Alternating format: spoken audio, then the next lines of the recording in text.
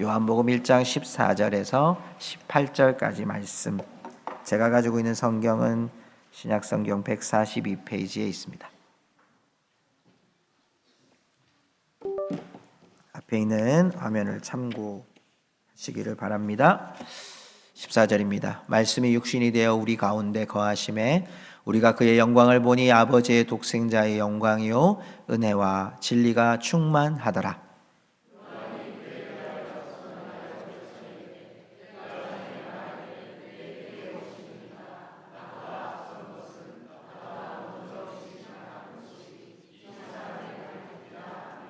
우리가 다 그의 충만한 데서 받으니 은혜 위에 은혜로라.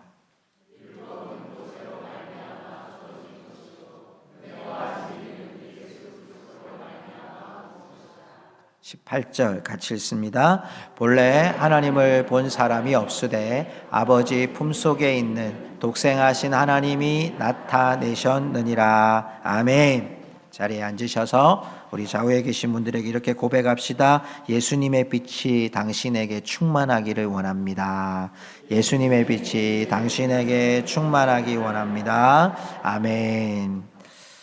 우리는 지난주일 빛으로 오신 예수님을 통해 말씀이신 예수님, 또 창조주이시고 생명이신 예수님을 또 우리가 함께 배우고, 또 그 예수 그리스도께서 이 땅에 오심으로 우리가 예수님을 영접함으로 하나님의 자녀가 되는 권세를 누림을 함께 나누었습니다. 오늘은 그 권세를 누리는 하나님의 자녀들에게 주신 하나님의 놀라운 선물 꾸러미를 오늘 우리에게 보여주시고 있습니다. 마치 어린아이들이 성탄절이 되면 선물을 기다리는 것처럼, 여러분, 오늘 예수님을 기다리는 우리들에게 주신 하나님의 그 크신 선물이 무언가? 물론 우리는 예수 그리스도 그분이 우리의 큰 선물이십니다. 예수님으로 인해서 우리에게 주신 그 선물이 무엇인가를 오늘 우리는 함께 좀 살펴보고자 합니다. 오늘 본문의 말씀 첫 번째 14절 말씀에 보니까요, 이런 말씀이 있습니다. 말씀이 육신이 되어. 우리 한번 따라할까요? 말씀이 육신이 되어.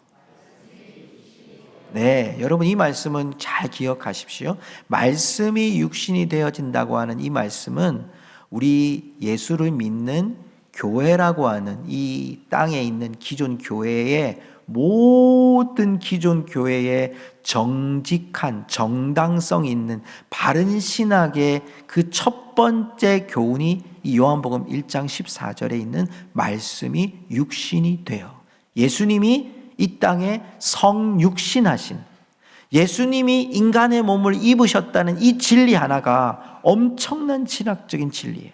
우린 기독론에서 이 구절을 엄청나게 다룹니다. 왜냐하면 이 말씀을 배격하는 자들이 이단들입니다. 예수님이 이 땅에 육신으로 오시는 것을 부인하는 자들이 이단이고, 여러분, 그 진리에서 어긋난 자들이 바로 예수님의 육신으로 오심을 부인하는 자들입니다. 메시지 성경에 보면 그 말씀이 살과 피가 되어 우리가 사는 곳에 오셨다라고 돼 있어요. 살과 피가 되어 우리가 사는 곳에 오신 분이 예수님이신 줄 믿습니다. 말씀이 육신이 되었다는 이 말 속에는 예수님이 줄이고 목마르고 아프고 눈물 흘리고 기쁘고 이런 감정들이 그 안에 다 들어가 있다는 것을 우리에게 보여주는 거예요. 예수님이 피가 되시고 예수님이 육신의 살이 되셨다는 그 의미는 우리 가운데 예수 그리스도께서 하나님이신 예수님이 이 땅에 들어오신 거예요. 어떤 목사님이 이것을 이렇게 예화를 드시더라고요. 새들이요. 참새뿐만 아니라 많은 새들이 먹을 것을 막 요청을 하는데 먹을 것이 없어서 걔들이 계속 헤매고 있는 거예요. 사람이 보니까 얘들한테 지금 먹을 것이 필요한 거예요. 그래서 집에 있는 이 새들이 먹을 수 있는 것들을 손에 들고 와서 이렇게 펼쳐놨어요. 근데 새들이 오지 않는 거예요. 이게 지금 먹잇감인데, 이게 얼마나 맛있는 먹잇감인데, 너희들 굶주리는데 이거 먹을 수 있는데 사람이 피하에서도 오지 않는 거예요. 그래서 사람이 새가 된 거예요. 사람이 새가 되어서 야 지금 이거 먹을 거야 라고 이야기해 주는 것이 바로 여러분 예수님이 이 땅에 성육신하신 모습과 비교되어지는, 하나를 비유하고 있는 이야기를 들은 적이 있습니다. 성도 여러분, 예수님은 이 땅에 살과 피가 되셔서 육신으로 오심으로 또한 우리에게 하나님의 자녀가 되는 권세를 주신 줄로 믿습니다. 자, 오늘 말씀 1장 14절에 보면 또 한 구절이 나옵니다. 우리 가운데 거하심에. 말씀이 육신이 되어 우리 가운데 거하심에, 이 거하시다라고 하는 단어가 어떻게 쓰여진 단어냐면 천막을 치다, 이런 단어입니다. 여러분, 구약으로 보면 하나님께서 광야에서 이스라엘 백성을 40년 동안 인도하신 것을 우리가 알잖아요. 그 40년 인도하실 때 이스라엘 백성들이 늘 천막을 쳐요. 하나님이 구름으로 딱 위에 하늘로 띄우면 백성들이 전진하는 거예요. 앞으로 나가요. 근데 하나님이 자 오늘은 여기서 머물자라고 구름이 성막으로 내려앉으면 백성들은 거기 머무는 거예요. 하루고 이틀이고 3일이고 한 달이고 2달이고 구름이 뜨기 전까지는 그들 안에 있는 거예요. 그 여기에 지금 우리 안에 거하시다라고 하는 의미는 바로 하나님의 임재를 우리에게 나타내요. 조금 더 우리가 깊이 말씀드리면 하나님이 우리의 인생 가운데 개입하신 것을 말씀해요. 성육신하신 것은 나하고 아무런 상관이 없는 일이 아니라 내 인생에 예수님이 들어오신 사건이에요. 나의 죄와 허물을 깨끗하게 씻어주시기 위해 이 땅에 화목제물로 오신 예수님이 내 인생에 들어오셔서 도저히 살 수 없는, 죽을 수밖에 없는 인생을 예수 그리스도의 이름으로 살려내신 그 예수님이 이 땅에 오신 것이 바로 성육신하신 것이며 우리와 함께 거하시는 사건인 줄로 믿습니다.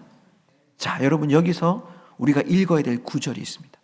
자, 여기서부터 육신으로 거하신, 우리 안에 거하신 그 예수 그리스도가 우리에게 어떤 선물을 주는지 한번 읽어보겠습니다. 잘 주목하고 우리 읽어봅시다. 우리가, 여기서부터 읽습니다. 시작. 우리가 그의 영광을 보니 아버지의 독생자의 영광이요 은혜와 진리가 충만하더라.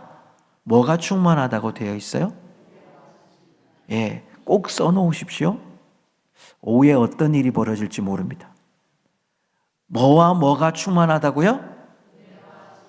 네, 우리가 그의 영광, 아버지의 영광, 예수 그리스도의 영광, 말씀이 육신이 되어 우리 안에 임재하시고 우리의 인생에 개입하셔서 우리를 하나님의 자녀로 삼아주신 그 예수 그리스도의 영광을 보니 그 영광이 아버지 독생자의 영광이요 그 안에 은혜와 진리가 충만한 영광을 우리에게 주셨다는 거예요. 자, 우리 한번 옆에 사람에게 고백하십시다. 당신에게 은혜와 진리가 충만합니다. 아멘. 뭐와 뭐가 충만하다고요? 네, 예수 그리스도를 믿는 자들에게, 예수 그리스도를 따르는 자들에게, 예수님이 하나님의 아들이심을 믿고 그 안에 살고자 하는 자들에게는 하나님의 은혜와 진리가 충만하도록 인도해 주신다는 거죠. 우리의 가장 큰 선물이 무엇입니까? 그 은혜와 진리가 우리 안에 충만하도록 예수 그리스도께서 우리에게 들어오셨다는 겁니다. 우리가 예수님이 우리에게 문을 두드리실 때 우리가 그 문을 열면 예수님이 우리 안에 들어오심으로 말미암아 아버지의 영광, 독생자의 영광, 은혜와 진리가 충만함으로 우리가 예수 그리스도 안에 머물게 되고 예수 그리스도의 안에 하나님의 자녀의 권세를 누리게 되는 줄로 믿습니다. 성도 여러분, 우리에게 주신 가장 큰 선물이 무엇입니까? 그 예수 그리스도가 내 안에 들어오셨다는 사실입니다. 그냥 예수님이라는 한 분 인물이 들어온 게 아니라 그분이 들어옴으로 나도 아버지의 영광을 갖게 된 거예요. 그 아버지의 영광으로 말미암아 우리도 은혜와 진리가 충만한 자가 되었다는 사실이에요. 여러분, 우리가 충만으로 임하신 예수님은 우리에게 은혜와 진리로 허락하신 예수님, 그 예수님이 이 땅에 오셔서 하신 것이 무엇입니까?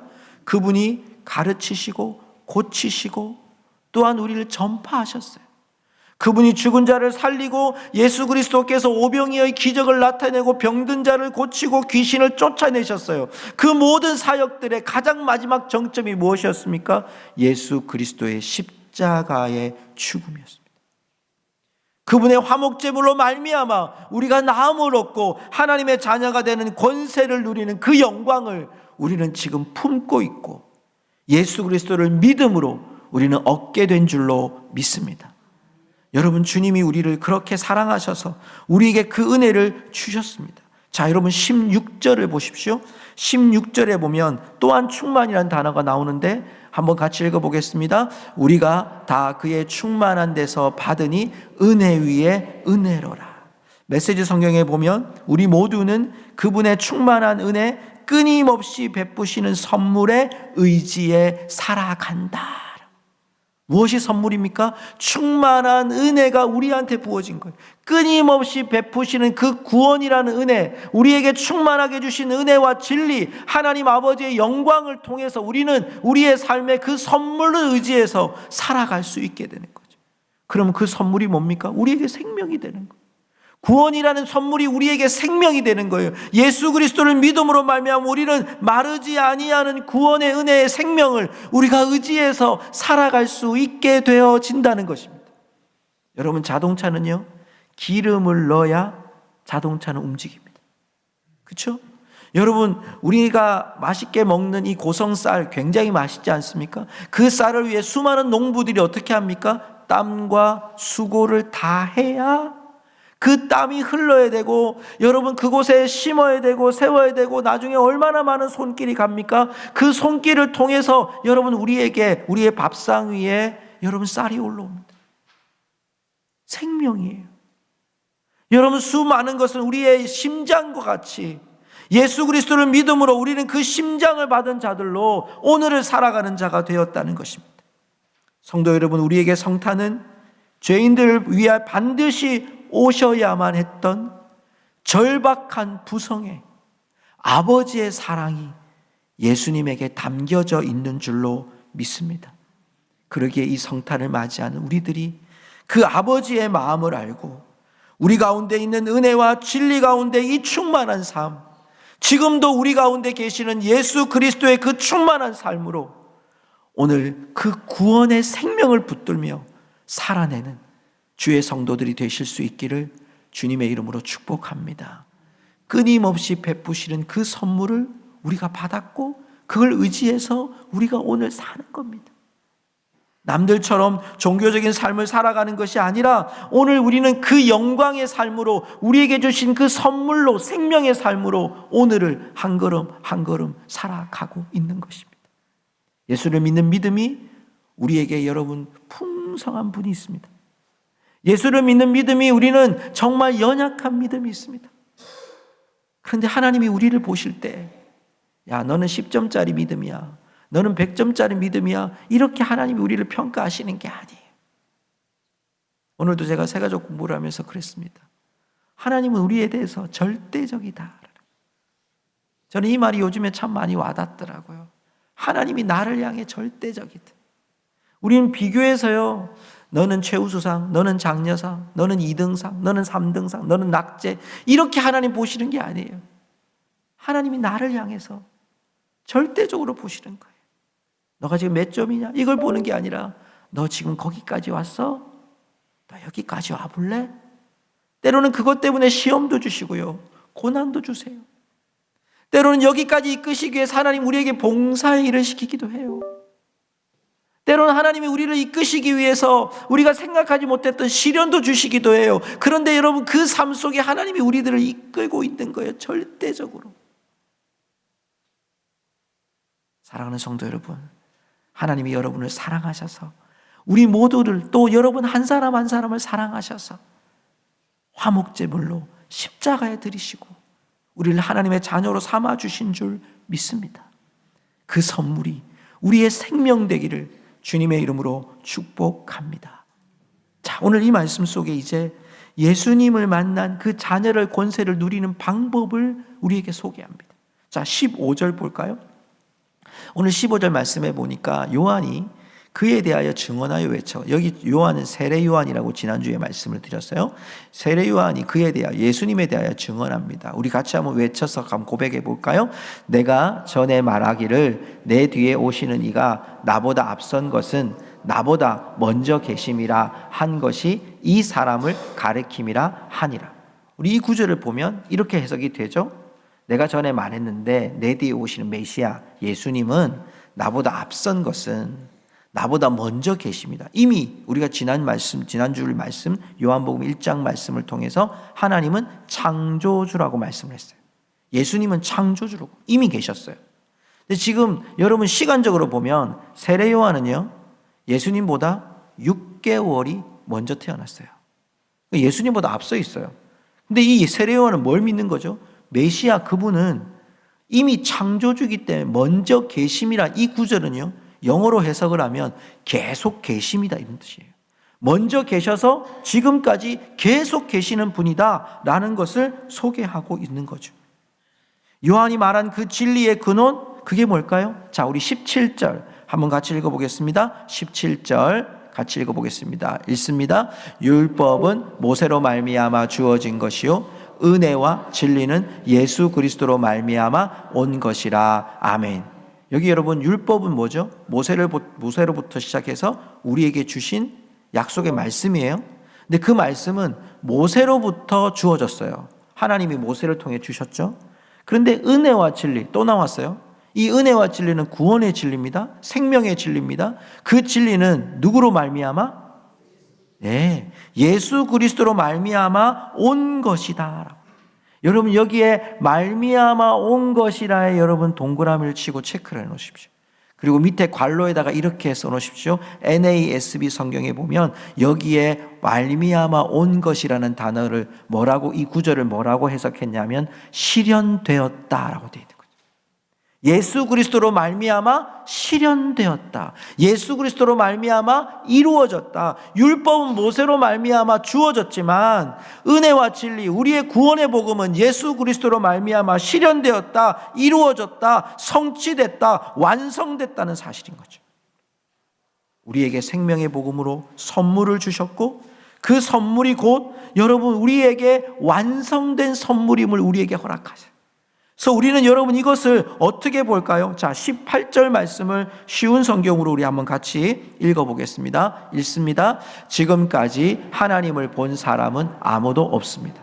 그러나 하나님이시며 아버지 곁에 계시던 독생자이신 분이 우리에게 하나님이 어떤 분이신지를 알려주셨습니다. 아멘. 예수님이 구원의 선물이 되시고 아버지의 영광을 보여주셨어요. 은혜와 진리로 우리를 충만하게 하신 그 예수 그리스도를 여러분 이곳에 우리에게 뭐라고 말씀하냐면 하나님이시며 아버지 곁에 계시던 독생자이시며 이렇게 돼 있어요. 그리고 그분을 통해서 우리에게 하나님이 어떤 분이신지를 알게 하셨다고 말씀하고 있는 거죠. 성도 여러분, 우리는 이 말씀을 조용히 묵상해 보면 예수님은 하나님이세요. 예수님은 하나님의 하나밖에 없는 독생자, 하나밖에 없는 아들이에요. 그러면 여러분 이 하나님을 보는 것은 누구를 통해 가능할까요? 하나님이시며 독생자이신 예수 그리스도를 통해서 우리는 하나님이 어떤 분이신지를 깨닫게 되는 거죠. 다른 진리, 세상의 수많은 진리가 여러분 우리에게 그 어떤 진리와 은혜와 진리를 보여주려고 하지만 참된 진리는 예수 그리스도를 믿음으로 말미암아 예수 그리스도를 만남으로 말미암아 하나님을 만나게 되고 참된 진리를 찾게 되는 줄로 믿습니다. 자, 여러분 여기에 이 구절에도 나오는데요. 쉬운 성경 제일 마지막에 보면 어떤 분이신지를 알려주셨다 되어 있어요. 오늘 우리의 본문에 보면 1장 18절 말씀에 보면 본래 하나님을 본 사람은 없으되 아버지 품속에 있는 독생하신 하나님이 나타내셨느니라 되어 있어요. 이 나타내셨다는 표현이 바로 헤로라켄이라는 뜻인데요. 이건 누군가가 방문한다는 뜻이고 만난다는 뜻이에요. 또 하나 여러분 이걸 성경적으로 또 보면 조금 더 헬라어로 깊이 보면 이게 나타났다는 뜻이요. 임재했다는 뜻이에요. 하나님을 통해, 예수님을 통해 하나님이 우리 가운데 참여하시고 우리를 만나주신 사건이 바로 예수 그리스도를 만난, 여러분 영접한 사건이라는 겁니다. 여러분 여기에 15절에부터 나오는 공통적인 주제가 앞선 분입니다. 은혜와 진리가 충만한 분입니다. 하나님을 나타낸 분이라고 우리에게 고백하고 있어요. 성도들에게, 우리 모두에게, 예수를 믿는 무리들에게 또 하나의 가장 큰 선물이 무엇이냐면 우리가 하나님을, 예수님을 통해 만날 수 있게 된 소망인 거죠. 우리가 예수 그리스도를 부르짖기만 하면, 우리가 예수 그리스도의 이름을 외치기만 하면, 여러분 우리는 정말 절박하고 고통스러운 순간이 다가올 때 성도들의 입가에 이런 고백들을 합니다. 주여. 그렇지 않으세요? 여러분 주님을 정말 믿음으로 고백하는 자들에게는요, 삶의 캄캄한 감옥이 다가온다 할지라도 그 속에서 주님의 이름을 부를 수 있는 겁니다. 때론 여러분이 꿈을 꾸다가 여러분 속에 가히 눌림을 당하거나 고통스러운 순간이 오거나 여러분 아플 때 우리는 그 속에서 주의 이름을 부릅니다. 사랑하는 성도 여러분, 우리의 삶에 여러분 누구의 이름을 부르고 계십니까? 가끔 두려울 때가 있습니다. 여러분 2년에 한 번씩 건강진단을 받으시죠. 그럼 우리 내시경을 합니다. 저는 수면 내시경을 해야 되는 사람이라 하는데요, 제가 끝나고 나면 꼭 걱정이 됩니다. 나는 무슨 소리하고 깼을까? 저희 아버님이 예전에 제가 한 말씀드렸죠. 저희 아버님은 깰 때 저희 아버님이 수술을 받으셨는데 저희 아버님이 원래 이제 찬양 인도를 하셨던 목사님이셨거든요. 그래서 목청도 굉장히 좋으신데 아버님이 수술을 하고 깼는데 저는 우리 아버님 깬 걸 찬송 소리 듣고 들었어요. 그 병원을 떠나갈 듯이 아버님이 찬송을 불렀어요. 네, 똑같은 찬양이 할렐루야 할렐루야, 이걸 계속 할렐루야를 얼마나 크게 불렀는지, 아 저거 우리 아버지 목소리다, 이제 깨셨구나 이제 알았어요. 여러분 우리가 잠에서 깰 때 내 안에 속에서 나온다는 얘기가 있잖아요. 여러분 평소에 잘하십시오. 욕하지 말고 좋은 말 많이 하셔야 돼요. 깨는데 이상한 소리 하시거나 트로트 부르고 나오시고 이러면 안 돼요. 여러분 우리 안에 하나님이 내 안에 계실 때 우리 안에 무엇이 고백됩니까? 주여. 여러분 주님의 이름이 여러분에게 불려지기를 주의 이름으로 축복합니다. 여러분이 18절 말씀해 보면 여러분 아버지의 품속에 있는 독생하신 하나님이 나타나셨다 이랬는데요, 저는 메시지 성경을 읽다가 이 구절이 확 와닿았던 게 뭐냐면 아버지 품속에 이 구절을요 메시지 성경은 이렇게 번역했어요. 아버지의 심장이 계신 분, 이렇게 됐어요. 여러분 우리에게 누구 심장이 있어요? 아버지 누구세요? 하나님의 심장이 여러분에게 있는 거예요.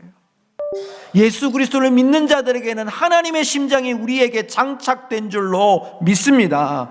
그러기에 우리에게 은혜와 진리가 충만해지고요, 그러기에 우리 가운데 예수 그리스도를 찬양하게 되고요, 그러기에 우리 속에서 하나님의 이름이 불려지게 되고요, 우리의 삶의 많은 부분에서 하나님의 뜻이 역사하게 되는 거죠. 지난주 말씀을 다 전하고 한 분이 저한테 문자를 보내셨어요. 목사님, 설교를 듣고 난 후에 설득력 있는 삶에 대한 구절의 은혜를 받았습니다. 여러분 제 스스로 이 말씀 앞에 참 두려움이 있습니다. 나도 설득력 있는 삶을 살 수 있는가? 여러분 고민하면서 이 말씀 준비하다가 그런 생각이 들었어요. 그래, 내 힘으로 할 수 없다. 내 의지로 할 수 없다. 내가 얼마나 똑똑하다고, 내가 얼마나 성경을 많이 안다고 내가 설득력 있는 삶을 살 수 있을까? 내 안에 예수 그리스도가 장착되어만, 예수 그리스도의 심장이 장착되어야만 여러분 우리는 이 설득력 있는 믿음의 삶을, 은혜와 진리가 충만한 삶을 살아갈 수 있다는 확신이 들었습니다. 말씀을 맺습니다. 성탄은요 하나님의 영광을 부른 날이고요, 하나님의 심장을 장착하는 날입니다.